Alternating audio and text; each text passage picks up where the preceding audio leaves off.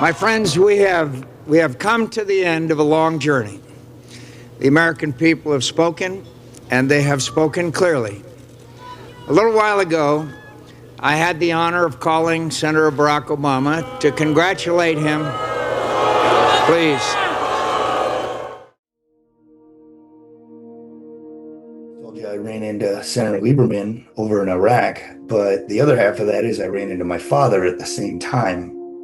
It was my first tour in the Marine Corps, and I was out in the Anbar province, the middle of nowhere. We got word I had to go back to this base called Habonia, and when I got there, it was Thanksgiving. Me and some guys went back, and he flew in kind of randomly or not randomly to the base, and I got to spend Thanksgiving with him, and it was the best experience. And seeing him in a war and seeing him in his element, and all that, and that's the first memory that always pops up because it's so special. Yeah, they did. They were, and I kept texting Lieberman because I said, does he have 10 fingers, 10 toes? Is he okay? Those are the things I was asking, that he was texting me back, so letting me know he was okay. Well, his public persona was very similar to his private persona. He was a very strong, intelligent man, and he had great love for our country. He was someone that did not bode well when he saw things that were either improper towards the United States of America or were deceiving us somehow. He stood by those ideals, and as you know, his motto and the motto of most military men is duty on our country, and that was really who he was.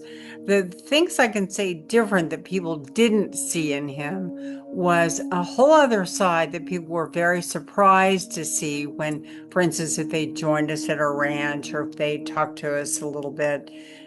He loved nature. He loved birds and animals, and he was a great birder. And so no one ever expects that from John McCain at all. But he was truly a man that loved nature and helped protect it as well, especially here in Arizona. So me and him exchanged essentially a book a week from when I was 13 to about the week he died. We would exchange, but we would send them to each other, because whether I was in the Marine Corps or the Army or in college or whatever, we would send them to each other, and we would sit when we saw each other, because months would go by. We'd go long times without seeing each other. I mean, during the war it'd be like over a year, but in general, and then we would have something to talk about.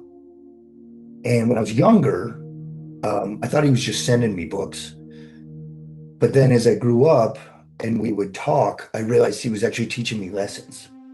He became a man that was not just respected by world leaders, but he was genuinely respected and revered, because they always knew they were getting a straight talk out of him, and a straight answer, and that they appreciated.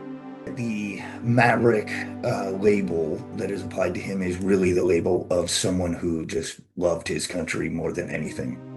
And so who he was the kind of man that believed in what he believed in and lived his ideals. And so if that's a good description or a good understanding of who he was, that's what it was. It was many different things, though, that led him and guided him, and also the mistakes. He was willing to admit when he made mistakes, and that says a lot about a leader.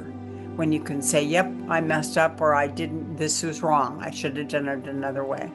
And he did do that. And I think his legacy that he would want young people to know is that don't let the noise in the background influence your decisions. If you have a code and you have a moral standing in what you believe in, hold to it. Don't let everyone else influence you.